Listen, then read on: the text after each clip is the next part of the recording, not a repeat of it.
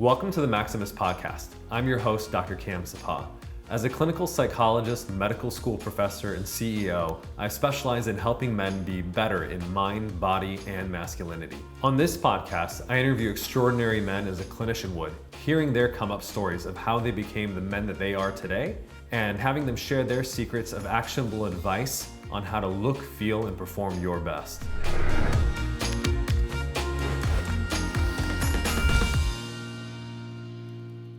Welcome, everyone. On today's Maximus podcast, we have Joe Lonsdale, who's an American entrepreneur and technology investor. Joe founded Palantir, a $44 billion public company, and was an early institutional investor in notable companies including Wish, Oculus, Oscar Health, Synthego, and Guardant Health. And in 2016 and 2017 was the youngest member of the Forbes 100 Midas List. He studied at Stanford University as a bachelor's in computer science and is the founder of 8VC, a venture capital firm that invested in us and where I'm an advisor as well. And together runs funds that manage over $3.5 billion in capital. And we're very, very excited to have you join us today. Thanks, Cameron. Good to be on. Excellent. So as an investor, I always get all of our investors to answer this question. Love to hear why you decided to invest in Maximus.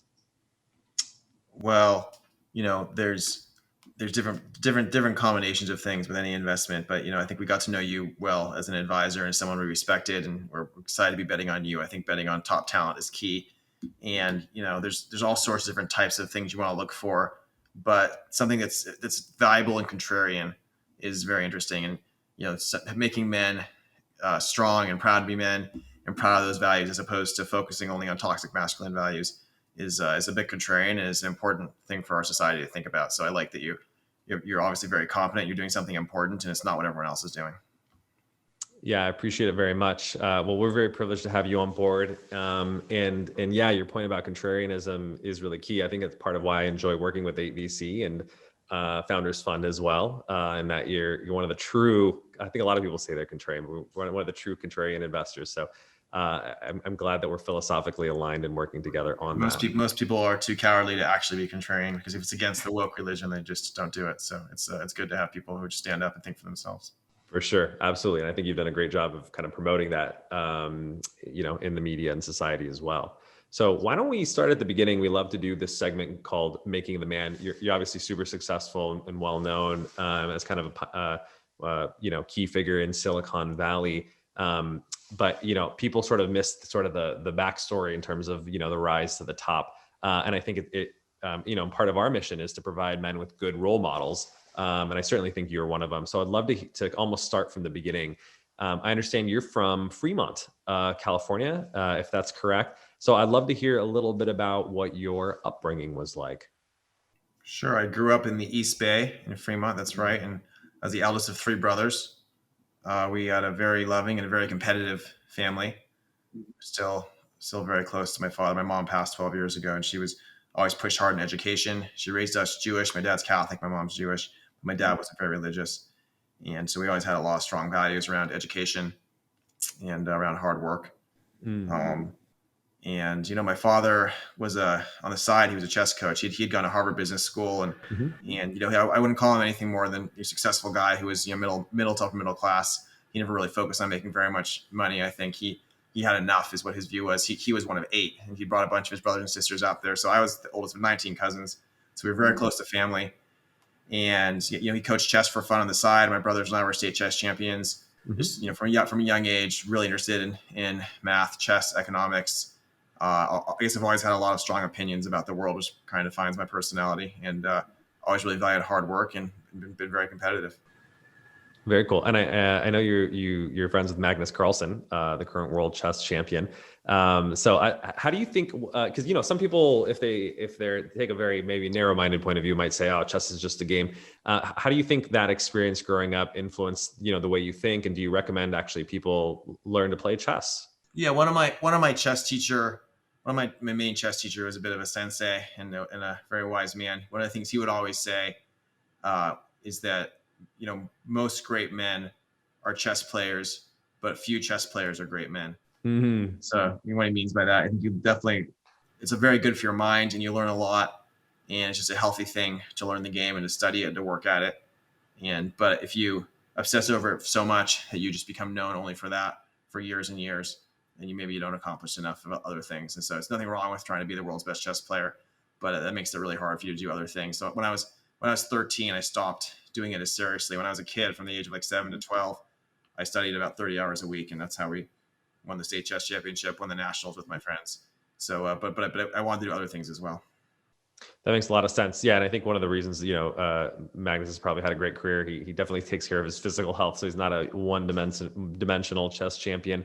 And I think you're a good example of that as well. You kind of have your hand in a lot of different pots. So when you became 13, you're like, okay, I've accomplished the state chess championship. I've kind of gotten what I wanted out of at least that level of intense study. What did you become interested in your teenage years? I mean, I was 13, so I was really interested in baseball and swimming, and I was learning to program because I grew up in Silicon Valley, and my friends were doing that, and they were teaching me. So we were making games, and we were writing programs to solve all our math homework. Just the usual thing, I guess, for Silicon Valley. Although very lucky that I was there, of course. Yeah, for sure. And has that influenced kind of the way you think about child rearing today? Like, do you think kids, for instance, like all kids should learn how to program, and if they do you kind of like? Yeah, I think all kids are smart enough to learn how to program. They definitely should. If you don't understand computer science, you're usually behind in our economy because it's changing every industry. So it's not hard for kids to learn how to program. Obviously different kids will be better at it than others, but it's just a logic game they should do. I have 3 daughters, and the eldest is 4, so she's not programming yet, but we're more into princesses right now. Fair enough. Well, hopefully she can program a princess game, not too far away. I hope so. I think that's a good idea. That's awesome. Very cool. So, obviously, as you kind of passed through your teenage years, you got into Stanford, which, makes a ton of sense in terms of progressing in the Silicon Valley tradition. Tell me about why you decided to study computer science, formally, and what your experience was like at Stanford. Yeah, sure. My mom made me apply to Stanford last minute, actually. So I filled out the application like the night before and sent it in.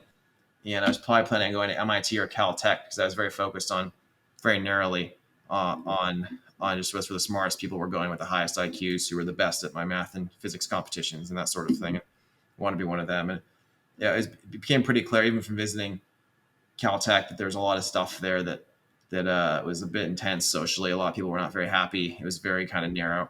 And I'd always excelled in all of my classes. I always was into history and economics as well. And so started to realize there might be more of a breadth at Stanford. I was excited Milton Friedman was there, who was an economist I really liked. And so it ended up being a better fit. I think at least one of those schools waitlisted me anyway, other than Stanford. So who knows? Maybe it was my only option. I don't recall exactly.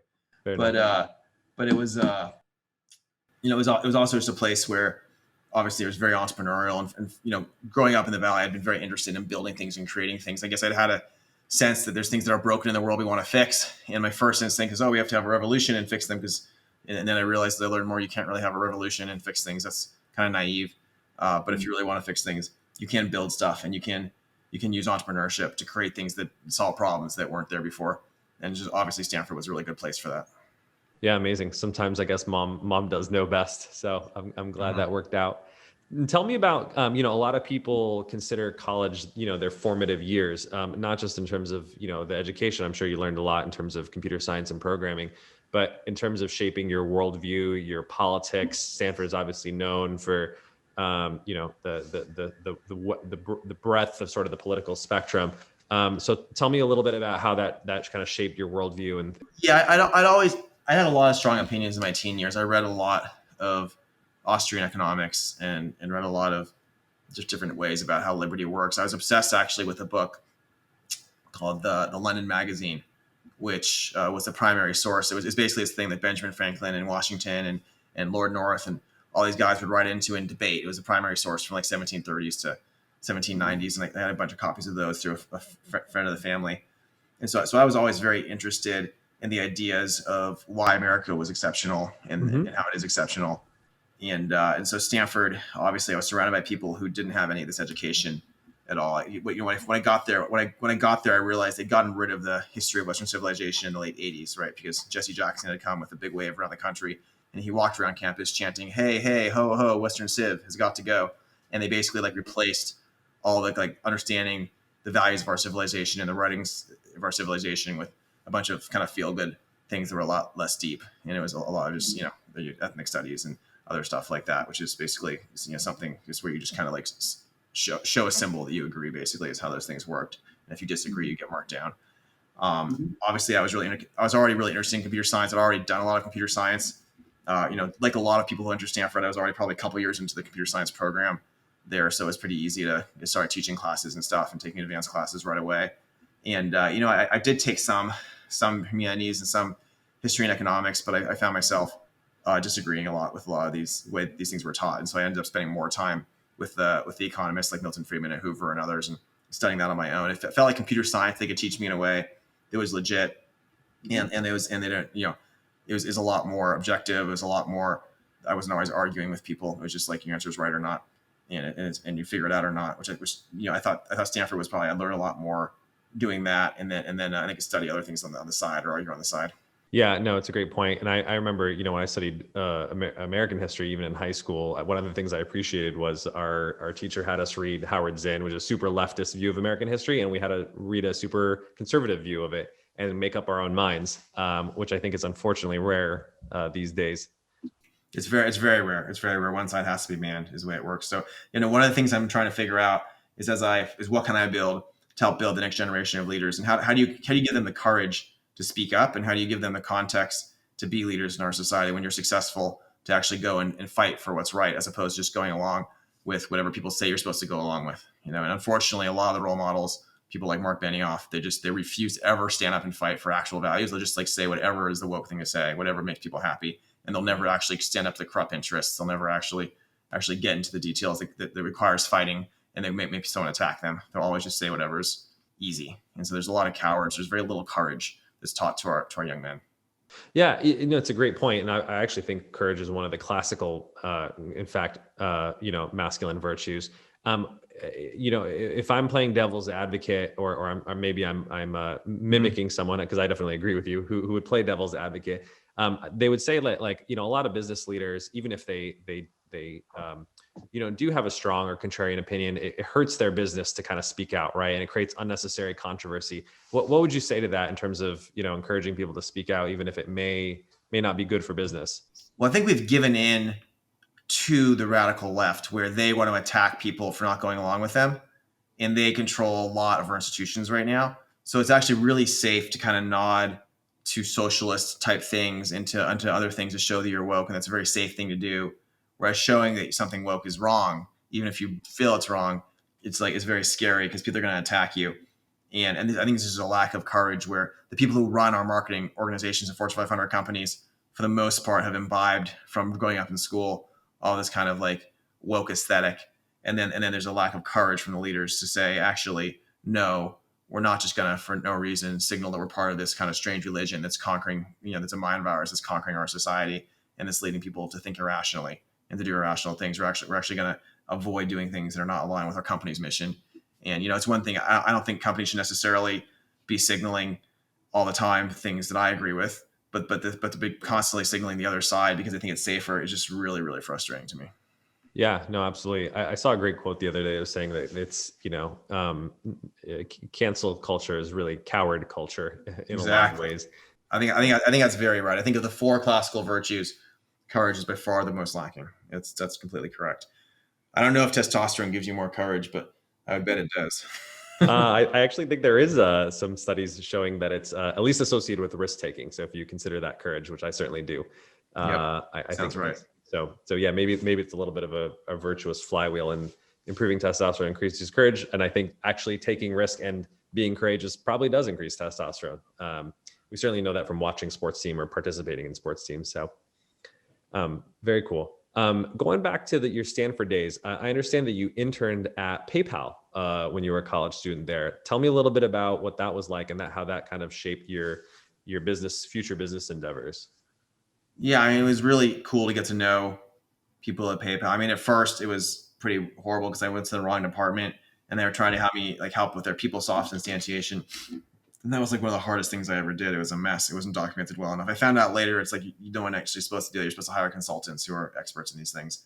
So that was really horrible. I actually wanted to quit at first when I was doing this. Like, it's a waste of my time, and I don't understand it, and it's not set up to work.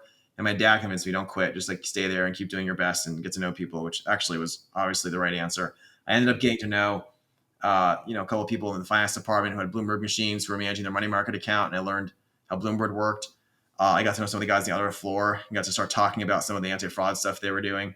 I actually hired some of my friends to help with like random little tasks because I had a lot of smart engineering friends, and got to know him well enough that Peter ended up bringing me back to his family office after they sold PayPal the next year. And so because of that was, when I was there, I was actually helping him because I knew the Bloomberg machine. I was helping him going in the macro hedge fund, and because I was there, I got to know all these people who launched companies afterwards, right? A lot of people who were there started LinkedIn and YouTube and, all these things, SpaceX and Yammer and et cetera. So really, really good network to have been in. And I was really lucky as a kid to get exposed to it. Yeah, absolutely. People, talk about the PayPal mafia in terms of kind of obviously being one of the legendary networks of Silicon Valley, and I'd argue you're perpetuating that and maybe creating some of the new ones.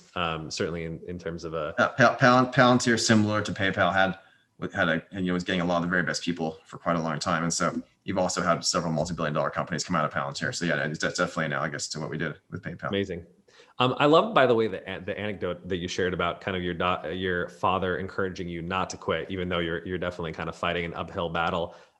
Tell me a little bit more about kind of how like the lessons and values that you learned from your dad in terms of those formative years.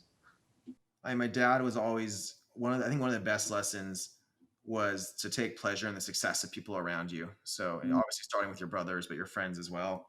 My dad really lived by that. You could tell it was real.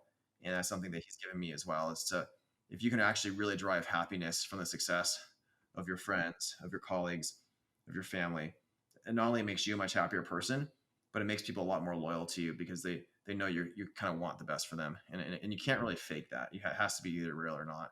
There's a lot of people I've seen who kind of try to fake that, but no one buys it. So it's either in you or not. So I was very lucky to be given that kind of mindset of the world from my father to really, really take pleasure in the success of others. It's a very expansive mindset. So even though it's funny because he was very competitive, so you think someone is very competitive and you're supposed to win. It's all about you're supposed to win. Other people are supposed to lose. But with my dad, it was always this very optimistic, positive thing. Of course, he wants to win, but you're really, really happy when you see, when he sees people around him winning. And that was also how he taught. He was probably top chess coach in the country for about 15 years. In his early retirement, and it was always with these kids, K-6. So it was always with these young kids, and it was always very positive feedback. So he said you always want to try to find what the kid's really good at, and they're always going to be good at something. And really, when you recognize what they're good at, recognize they worked hard and got something right, and show them that you appreciate they're good at that. And it really helps kids build confidence when you acknowledge something they're good at and you see they're good at something. It makes them feel really good about themselves, and they try like 10 times harder because someone notices they're good at something and they're really proud of it, and it becomes this like positive thing that they kind of push around and then go further. So being basically really helping people be positive and think positively about themselves and use that to get better. I think that's really key for leadership. My dad always joked he told me too many positive things about myself, which is probably true, but overall it's been very helpful. I'm sure it worked out for the best. I love that interesting almost dialectic that you bring up, right? Where it would seem that being super competitive does come at the sacrifice of taking, joy in other people's success. But I think to your point, if you don't see it as a zero-sum game, right? And it's a win-win, you can still be like, crazy competitive, but try to bring people up with you, right? You see that in the last dance documentary with Jordan as well. One of probably the most ruthlessly competitive athlete of all time. But on the other hand, he really wanted to help his team win, and was definitely very team oriented as well. 100%. I think the people who create the most success, it's positive sum, even though they themselves are competitive. That's great.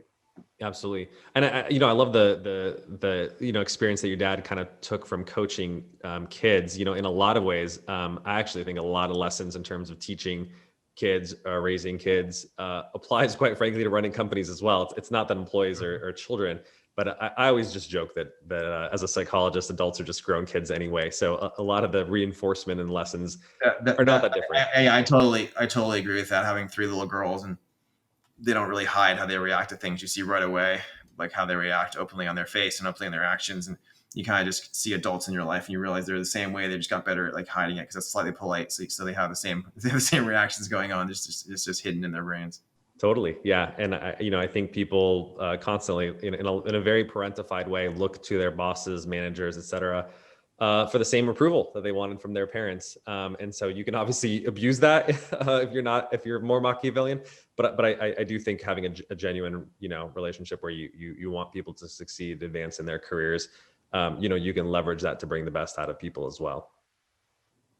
So you talked about your transition from PayPal to, Peter Thiel's fund. Tell me a little bit about your relationship with Peter, who's also kind of a luminary in Silicon Valley, and how he was kind of a role model and some of the lessons that you learned from him. Sure. Peter had a family office that I went to work for because he just sold PayPal and he was starting a lot of companies. And he had just started a hedge fund. I ended up being very involved in the hedge fund. And he was also the first investor in Facebook at the time and many other companies. So obviously it was a really good place to learn. I mean, Peter's one of the highest IQ people who just thinks very, very differently. He's always sort of an outsider in my mind, where he's just coming at things from very different angles. And he really always focuses on narrowing things down to like, what's the factor that actually matters here? And is very good at being very disciplined about that. If someone says there's 3 reasons for something, it's like, what's the actual reason? Because it's very rare in life that the 3 are approximately the same. There's usually one of them that matters. And he valued talent very highly. He just get things done right away. He wouldn't put it off. There's a ton of lessons. I actually wrote something on the 10 lessons I learned from Peter that I sent out a decade ago. But he's just a really, really smart guy, and obviously huge advantage to get to learn from him for 5 or 6 years. Yeah, absolutely. Did you ever share that document in terms of the 10 lessons? Yeah, it's out there, probably on Quora and on my site. So feel free to look it up. Cool. Yeah, we'll share that in the podcast notes afterwards. Sure. Amazing. And then tell us a little bit about how you decided to found Palantir. Like, where did the idea for that company, come from? What kind of problems did it solve? Peter had been talking about it for a while, just in general, because it was kind of an obvious thing where PayPal had gotten really good at this technology, and the Secret Service and FBI guys we work with had no idea what to do with technology and fraud and arresting people. Because PayPal's big challenge was the Chinese and Russian mafia were stealing money from it, and a lot of its competitors went bankrupt. If you try to ask people for too much information before you could send money, no one wants to use your service. If you don't ask for enough information, the mafia could buy stolen credit cards and run things through the service, right, and steal from you. So you basically ended up having to build AI to detect the bad guys, but the bad guys would always figure out what the AI is detecting and keep changing their behavior, and the AI wasn't good enough to stop them because they keep figuring out new solutions. And so we ended up doing a combination of AI plus like people using investigative tools, and the people looking through. We actually made a lot of customer service people in Nebraska for PayPal into investigators, and they built tools for the investigators. And that combination of tools with people and the people intelligence plus the AI and iterating to improve the AI, iterating to improve the tools, that cut down fraud by 90%. So it was clear that model was very applicable to investigations on large amounts of data. And my roommate and I were talking about this with Peter. I think he talked about it with Max. Max is from Russia, the co-founder. Max didn't want anything to do with it. He didn't want to work with government and spies and intelligence community. That's how people disappear, back in Russia. So probably certain wisdom to be careful about these things. But in America, 9/11 happened, and we talked to these guys, and we were giving them all this advice, and we saw how their groups were spending literally billions of dollars on really backwards technology. The solutions really didn't make any sense. It's really frustrating. And we said, wow, we could actually create something. And I brought a bunch of my friends to work at the hedge fund summer of 2004. And we've been talking about this and kind of sketching things out for about 6-7 months. But these guys were all coming from their PhD programs at MIT and Caltech and et cetera. And my roommate from Stanford, who was a senior, because he's 1 year behind me, we were kind of sketching it all up together. And he kind of took the lead along with me and like building out what a product would look like.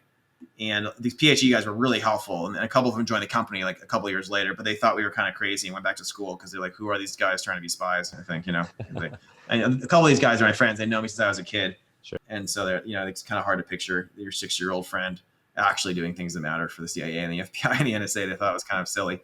And so, Stefan and I pushed it forward. We got Peter to give us some money. Peter introduced us to a guy who'd been at PayPal named Nathan Gettings, and he likes to stay in the background, but he was really key as well because he'd had a lot of experience building these teams. And we started building it. And actually, several months in, Peter tried to hire a couple people from the DoD to run it, and they just didn't understand the tech culture we wanted, and we thought they were pretty terrible as leaders for our tech company. So I convinced Alex Karp, who was Peter's friend, who was helping us in other things, to try to like pretend to be CEO for a couple of years so that we'd stop having to have CEOs put in. And Alex was so good at it that as he got up to speed after a year or two, he became the real CEO, and he's still running it 18 years later. Amazing. Yeah. It's always great to hear sort of the genesis story. So I'm sure you could have like continued on in sort of the hedge fund world, had a nice financially lucrative career. What made you decide to take the risk of, going into entrepreneurship, starting a company, especially in a space that was, at least back then, not regarded the same way as it is now? Yeah, it just seemed like a really important problem that needed to be solved. And it was a really fun, interesting problem to work on. So it's just one of those things. There's a giant gap in the world, and you need to solve it. And so of course, you go work on it. And I ended up obviously starting a few other companies before becoming an investor. And in each case, there was just like something that clearly needed to be done, clearly valuable to do. And I guess the hedge fund world was interesting. I think I did have the top trading results for 5 or 6 years, and I got to know a bunch of the top hedge fund guys, and I really enjoyed the markets. I really enjoy the qualitative and quantitative, trying to figure out what's going on there. But hedge funds are also a little bit stressful. You have to kill what you eat every year, right? So every year it's starting from scratch again. There's no sense of building over time. There's no exponential growth in the same way. I guess you could have the exponential growth of the money you're managing, but it's not. I just didn't get the sense of creating value with it the same way I thought you could create value by solving problems in the world with companies. And I guess the other thing I'd say is the markets around 2009 had gotten to be very complicated, and there was a lot more driven by what the governments were doing. So macro was a lot more driven by, because we're doing global macro, a lot more by what China might do or what the central bank might do in America. And it was getting like really, it's just a very different sort of game to trade it. And I realized the macro bet that I wanted to make for the next couple decades was actually there's just giant gaps and things to be built in the technology world. And that was just a much better use of my time. So I started that at par, started investing, ended up starting a fund in a couple of years. And obviously it's been a great 10 years to manage billions of dollars in the venture world. So I think that was the right macro bet. Like I was lucky to kind of pick the highest return area to go after. So I think that was the correct macro thing to do, a decade ago. Yeah. Well, I think it was very prescient that you were kind of even thinking about, 10 years out, especially, someone in their early 20s. So obviously it was a great bet. But I love the lesson there about just working on what you thought was most important in terms of solving problems in the world. And we definitely need more entrepreneurs who are, not just like hacking an interesting opportunity in the market, but solving real problems that affect the world. And I think AVC does a great job incubating and investing, which is why, I decided to work with you guys. So to tell me a little bit about kind of, especially the early years of Palantir, I'd love to hear, some of the lessons in terms of scaling, an organization like that. And I know especially that from what I've heard, that part of your secret to success was around talent. So tell me a little bit about that. Yeah. It's a little bit, talent's always a little bit chicken and egg. We started off with a lot of our friends from these PhD programs and from the world where we'd won the national math and chess championships. So you start off with a bunch of your bright friends. And once you have enough of the best people there, and they're solving really hard, interesting problems, they're working on really cool, interesting things.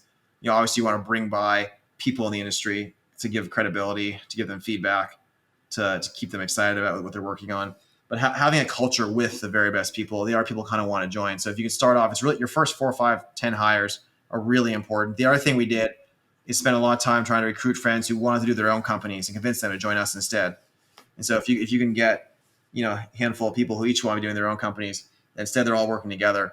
And of course, to do that, you have to be generous on equity. You have to be generous on how you respect them and their role and the fact that what they're doing is important. But getting a lot of people all together, each could have done their own company to work together, was really, really key. We try to learn from technology culture at Google and at PayPal. Back then, one of the things that maybe it's more obvious today, but wasn't as obvious, is in most of the world, you had business people ordering engineers around. It was really important at Palantir. The engineers who were the best were in charge of the business people, not the other way around. And which means you had to get really, really good engineers who are multi-talented for the early leaders, because they had to be able to actually make, you basically want, in a lot of companies, it's really good if the engineers can even stand up to the business people and say no. But at the very best companies, you have people who are great engineers who are closely mapping out the plans and even more in charge in some ways. And so that was really key for a deep tech. I don't think you want that at every company, but for a deep tech company, it's solving the hardest problems. Like what's possible from the engineering side determines a lot of the business. And there's, there are a lot of things. Like there's one mistake I would have made is there was a couple of really compelling looking partnerships early on, and Peter Thiel One of the really valuable things he did early on is teach us not to do these big partnerships early on. It's very hard for startups to have big complex partnerships. They oftentimes break them, and it's very hard, especially if there's two things that are both sort of startups. The partnerships very rarely work out. So he kind of kept us from making some mistakes there, which I thought was pretty, obviously it's pretty amazing. Um, I think a big thing we did early on was tours of duty, where we'd actually bring the engineers on, and try to echo the culture of the places we were working with, and get them to know the problems. Another thing I thought was really good is the culture of the engineering side. We considered engineers artists, and obviously you had a hardworking team, but you're a lot more tolerant of how you interact with artists, because you can't, for example, you can't just like tell an artist to do something between certain times. They might not be feeling inspiration. Whereas the operational team, we call it the ops team, they would set up the office and set up the desks and set up the conferences and any other kind of operations we were doing at all. Like that team was run like a military. It was like people who report to other people, and there's like, perfect precision, and there's no tolerance at all for not being on time and being late. It's not that you're yelling at people, but it's almost like that, like the drill sergeant type thing, And that's drill sergeant culture is a very different culture. And I think being intentional about those different cultures and really having the engineers see, wow, there's this really intense operational culture that really respects me. And the engineers are first-class citizens, and they're doing all these things for me. They're making sure I don't ever waste time going to get my car's wheel fixed and oil change, because it's more important for me to be here solving this hard problem. And it created a certain respect for the culture, respect for the institution. And it was very intuitive to engineers at first, but we, because a lot of them are very uncomfortable having people help them with things. But I think that culture really contributed really strongly to something very special early on there. Yeah, absolutely. And I love this analogy of sort of artists versus soldiers, and that you can have both types at a company, perhaps in different divisions, and almost have different subcultures within a company, that it doesn't need to be absolutely uniform across, which makes sense, especially at a place that has, very different types of people, and needs to scale. So amazing sort of lessons there. And then tell me a little bit about the kind of the journey, as kind of Palantir grew, kind of what was your role at the company? So I was kind of like the minister without portfolio, in the sense that I would just jump in and build things where it was needed. So originally I was helping run product, helped come up with a bunch of the early product stuff, and helped recruit a lot of the first 50 to 100 engineers and others, including most of the early leaders there. Helped build the business side initially, helped work and get some of the initial contracts, helped get some of the initial investors other than Peter on board. So really just kind of running everything in the background. And for the first, I think, 150 people, I issued all the offers and all the options paperwork, and helped figure out who we're giving what to. Kind of the ops side reported into me, the sales, for the sales side did it for a little bit, but then very quickly we found people who were more competent than me in each of these areas, and replaced myself, which is always the right way to handle these things. And when I did that, I actually started a separate division, the finance division, about 3 years in, and I was still pretty involved in a certain strategy in the government side and certain other business things there. But I was also really involved building out the finance side as the first commercial side, and figuring out the strategy there as well. Yeah, amazing. So it's interesting, especially someone who's majors in computer science, can be very specialized. It sounds like you played a very generalist role in the early days of the company.